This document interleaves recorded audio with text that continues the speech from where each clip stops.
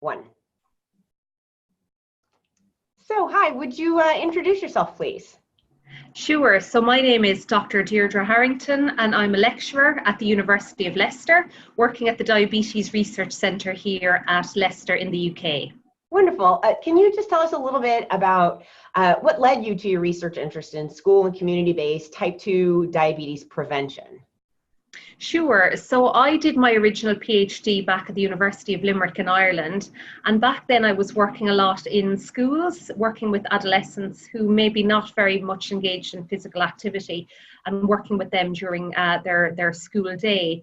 I really enjoyed that part because it meant the research that I was doing was having an impact directly on these participants, but in their normal, natural environment that they were studying in. I then did a postdoc in the US where I was able to also work on interventions, but for overweight African American adults. And I again just saw the real benefit of working within communities to try and kind of co-develop solutions for the populations themselves to be able to solve, you know, the inactivity issues or the dietary issues that they felt they themselves faced. And then when I moved to the UK, and I still work at the Diabetes Research Centre here. And I have to admit, I actually didn't know much about diabetes or about type 2 diabetes before I joined the centre. But what I did know a lot about was how to use physical activity as a way to prevent chronic conditions and how to use physical activity for the benefit of health. So when I joined the Diabetes Research Centre here, a lot of our focus was, well, how do we take a lot of the solutions that we know work in a lab setting and in efficacy studies, and once we take them to effectiveness studies, how do we then take them into the community?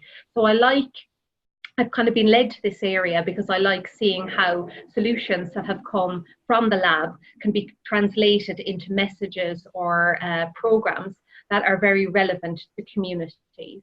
And in Leicester, where I work currently, it's a very multicultural city. So approximately half of the population here are non-white European. So it means that the community research that we do has to be very, very tailored. And again, it has to be co-developed to ensure it's relevant and meaningful to our population here in the UK. That's wonderful. Thank you so much for that. Can you talk a little bit about how you've developed successful collaborations, especially with non-academics?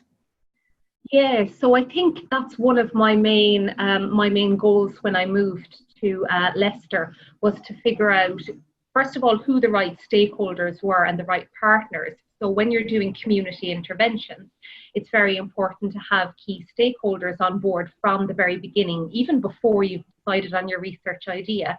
But not only stakeholders, you also want to have key opinion leaders and key people who are relevant to the target population.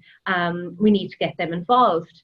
So, I mean, working with non-academic stakeholders, I have found to be a very rewarding but challenging area. But how I have approached it is, rather than going to partners and potential partners and stakeholders and saying, we want you to get involved in research, instead it's been going to them in the first instance and saying, what do you need from us? Is there anything that we as researchers, but also as people who have to do outreach and engagement very regularly as academics, is there anything that we can do for you in your community?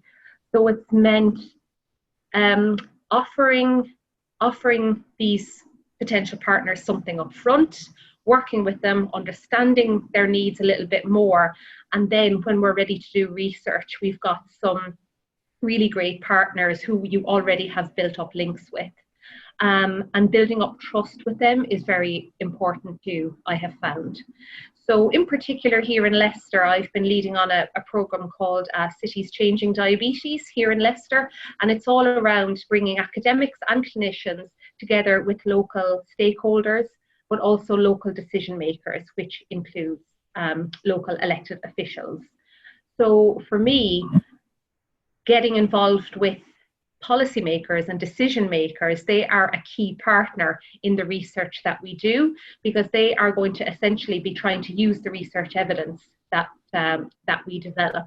So again, a lot of it has been going to meetings, maybe meetings that you don't really know exactly whether they'll be relevant for you, but you're going, you're seeing who you can meet, developing that trust and showing that actually you are willing to put in the time and the commitment to this. This is not just going to be a community research project that comes and it goes. You're actually investing time in the upfront development of relationships with your potential partners. Truly community-based participatory research. That's fantastic. Thank you for that. Finally, can you just say a little bit about what you think might be your next area of research?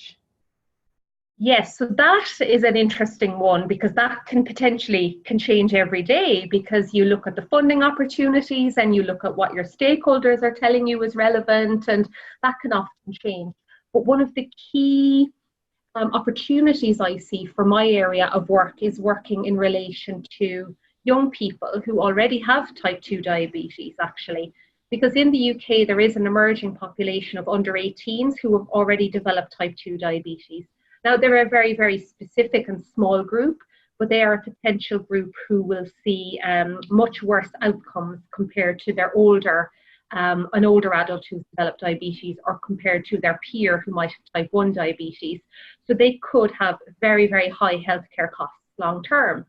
So one area of opportunity that I would like to explore is how to use this kind of community work in relation to physical activity in particular, and how that can supplement the clinical care that these young people are already getting. So in the UK, there's a huge drive around social prescribing, and that's all around whether the opportunities around physical activity and well-being and mental health promotion can be used in conjunction with people's routine care.